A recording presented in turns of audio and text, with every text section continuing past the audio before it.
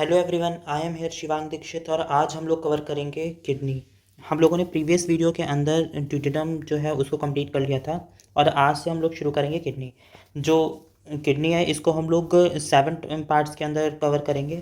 First part में introduction और external features, फिर relations, capsule, macroscopic structure, blood supply, lymphatic drainage, nerve supply और फिर क्लिनिकल अप्लाइड्स। तो इस वीडियो के अंदर हम लोग इंट्रोडक्शन और external features of kidney cover करेंगे। तो बिना टाइम वेस्ट करे अपनी वीडियो शुरू करते हैं। किडनी जो है a pair of excretory organ है, situated on the posterior abdominal wall on east side of the vertebral column behind the peritoneum. They remove the waste products of metabolism and excess water and salts from the blood and maintain its pH.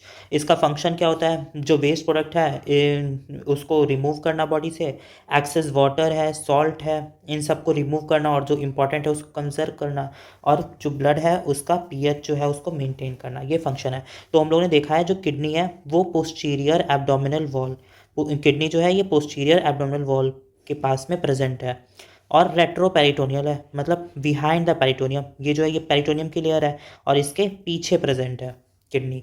तो जो kidney है वो present on the posterior abdominal wall and behind the peritoneum और on the both side of the vertebral column. अब function देखते हैं, function क्या है किडनी के। किडनी का सबसे इंपॉर्टेंट फंक्शन है फिल्ट्रेशन, प्यूरिफिकेशन ऑफ ब्लड।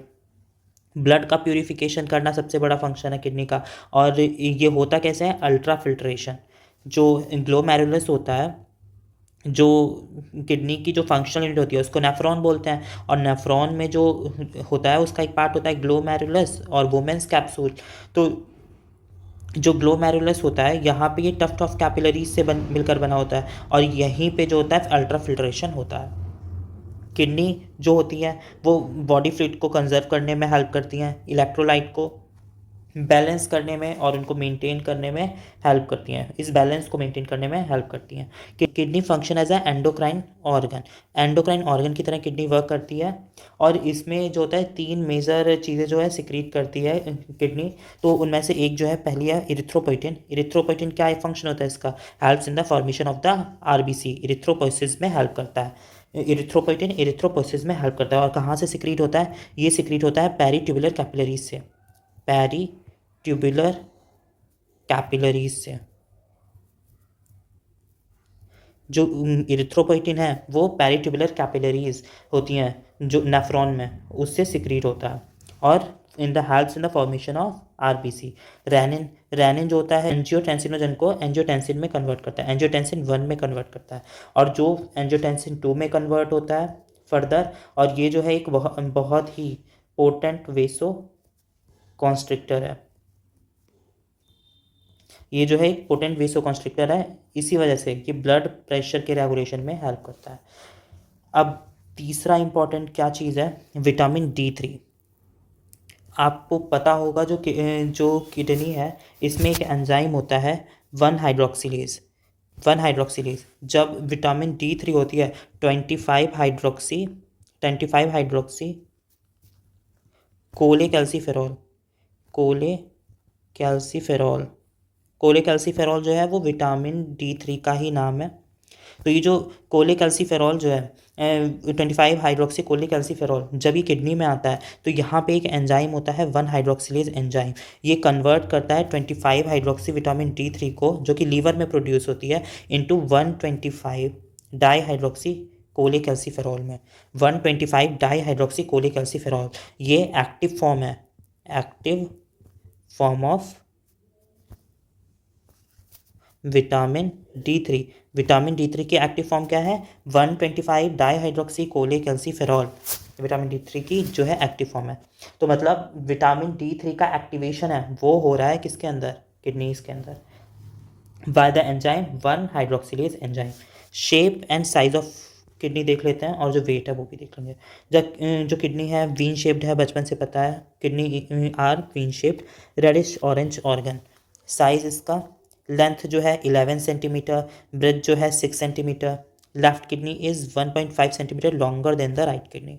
ये याद रखना, जो लेफ्ट किडनी होती है वो बड़ी होती है देन द राइट किडनी, जो लेफ्ट किडनी होती है वो बड़ी होती है than the right kidney. Length जो है 11 सेंटीमीटर, ब्रेथ जो है 6 सेंटीमीटर, थिकनेस जो है वो 3 सेंटीमीटर। अगर ये लेंथ 11 की जगह 12 सेंटीमीटर हो तो सब कुछ जो है वो 3 के टर्म्स में ही आ जाएगा।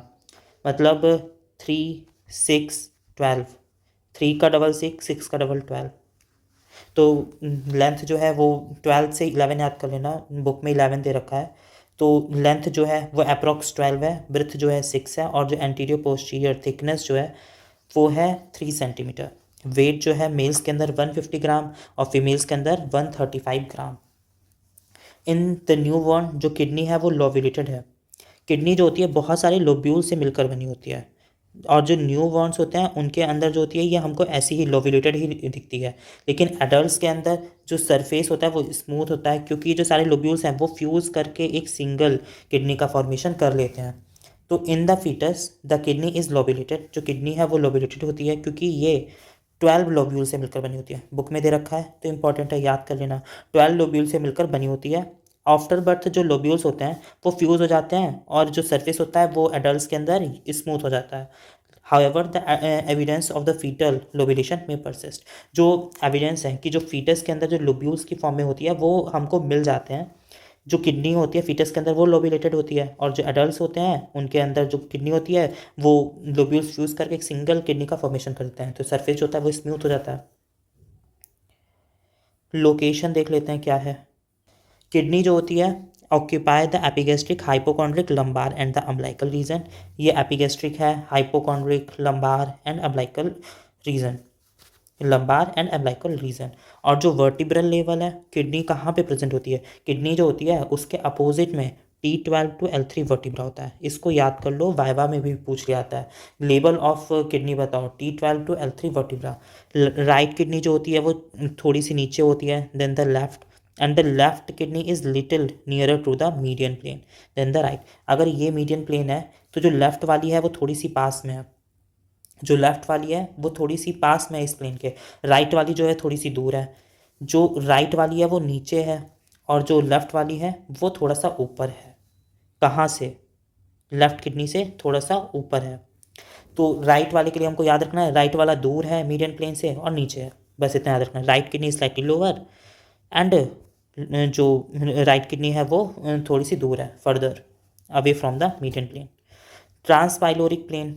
अब ट्रांसपाइलोरिक प्लेन क्या होता है, जो रिब होती है, नाइन्थ रिब जो होती है उसके पास से एक प्लेन पास करता है। ये वाला जो प्लेन है इसको हम लोग ट्रांसपाइलोरिक प्लेन बोलते हैं, और जो ट्यूबरकल से पास करता है उसको हम लोग ट्रांस ट्यूबरकुलर प्लेन बोलते हैं। ये जो होता है ट्रांसपाइलोरिक प्लेन है। तो जो ट्रांसपाइलोरिक प्लेन है ये upper part of the hilus of the right kidney and through the lower part of the hilus of the left kidney. ये जो है ये राइट किडनी है, ये जो है लेफ्ट किडनी है, ये जो है किडनी का हाइलम है। तो जो ट्रांसपाइलोरिक प्लेन है वो राइट वाली में अपर मार्जिन, जो अपर बॉर्डर है, अपर पार्ट है हाइलम का, वहाँ से पास करता है। लेकिन जो लेफ्ट किडनी है वो थोड़ी सी ऊपर है, तो यहाँ का जो लोअर पार्ट है हाइलम का, जो लोअर पार्ट है वहाँ से ट्रांसपाइलोरिक प्लेन जो होता है पास करता है। तो ये इंपॉर्टेंट पॉइंट है, इसको याद रखना। जो ट्रांसपाइलोरिक प्लेन है वो अपर part of the hilum of the right kidney से पास करता है, और lower part of the hilum of the kidney से पास करता है इन द लेफ्ट किडनी। अब डायमेंशंस हम लोगों ने देखी थी, तो पोस्टीरियरली जो होता है लोकेशन क्या है किडनी की, T12 to L3 vertebra. T12 to L3 vertebra kidney present होती है।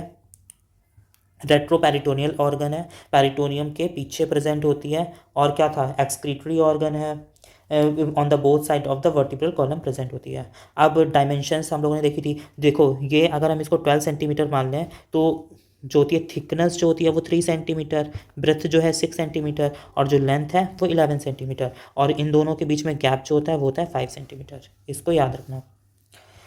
तो लोकेशन, साइज़, वेट, मेल्स के अंदर जो वेट होता है वो कितना होता है 150 ग्राम, और फीमेल्स के अंदर जो होता है वो कितना होता है वेट 135 ग्राम। इसको भी याद रखना। तो अपना जो साइज़, शेप, वेट, लोकेशन और जो इंट्रोडक्शन का पोर्शन था वो कंप्लीट हो गया। अब हम लोग जो है एक्सटर्नल फीचर्स देखेंगे किडनी के। तो हर जो किडनी है वो बीन शेप्ड होती है, ये पता है हम लोग को।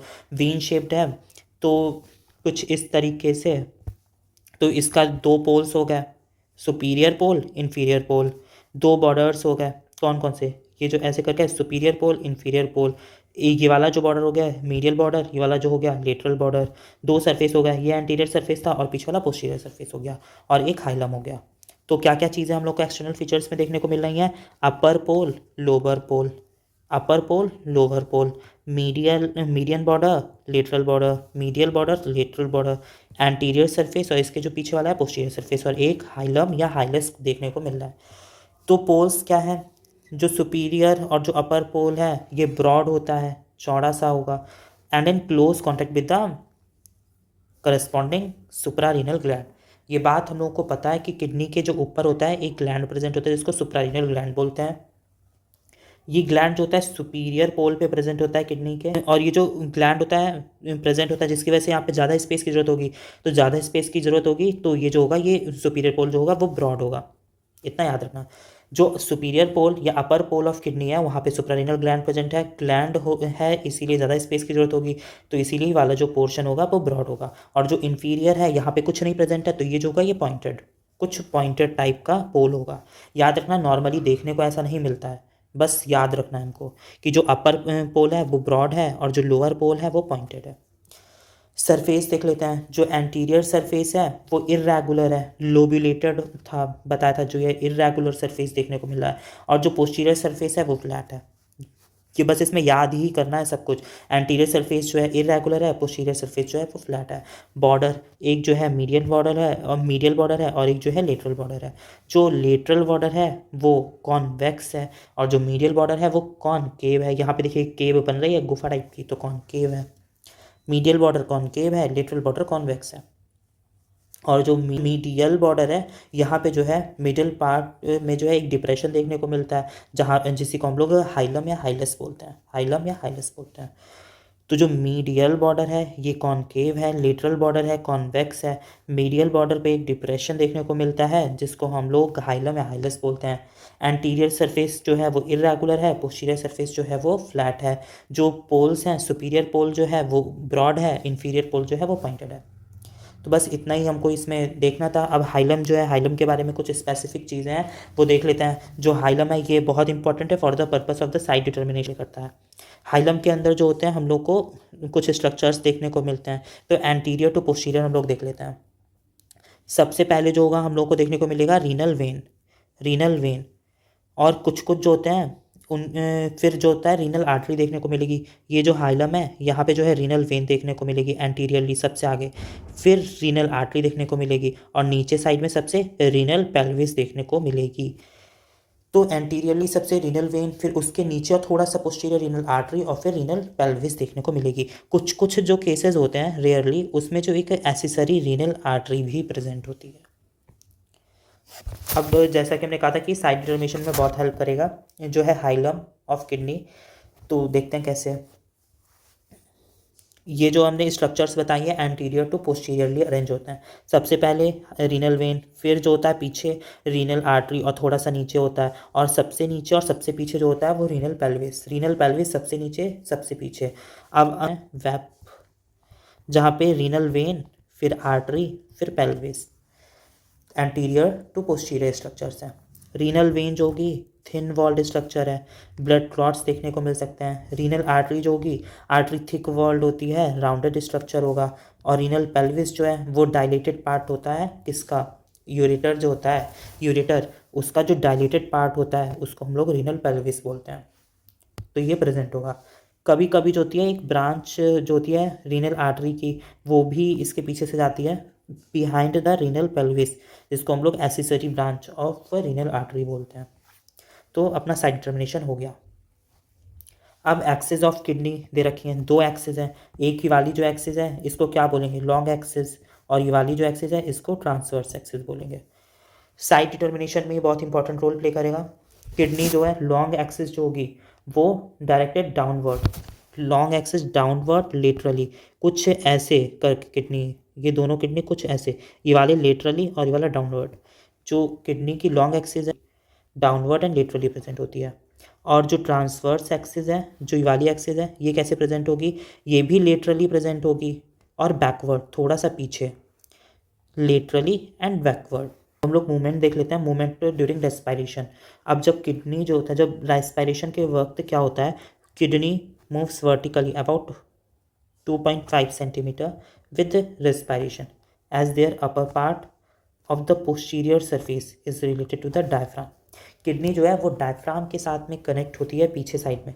डायफ्राम ऐसे होता है ना, तो जो ये वाला जो पीछे साइड में जो पोर्शन होगा वहाँ पे किडनी जो होता है उसका upper part, posterior upper part जो होगा किडनी का, वो डायफ्राम के साथ में कनेक्टेड है. अब जब एक्सपीरेशन होता है तो डायफ्राम जो होता है अपनी रिलैक्स्ड पोजीशन पे आता है, डोम शेप्ड वाली. तो जो होता है किडनी जो होती है वो ऊपर चली जाती है, वर्टिकली जो होती है ऊपर जाती है अबाउट 2.5 सेंटीमीटर.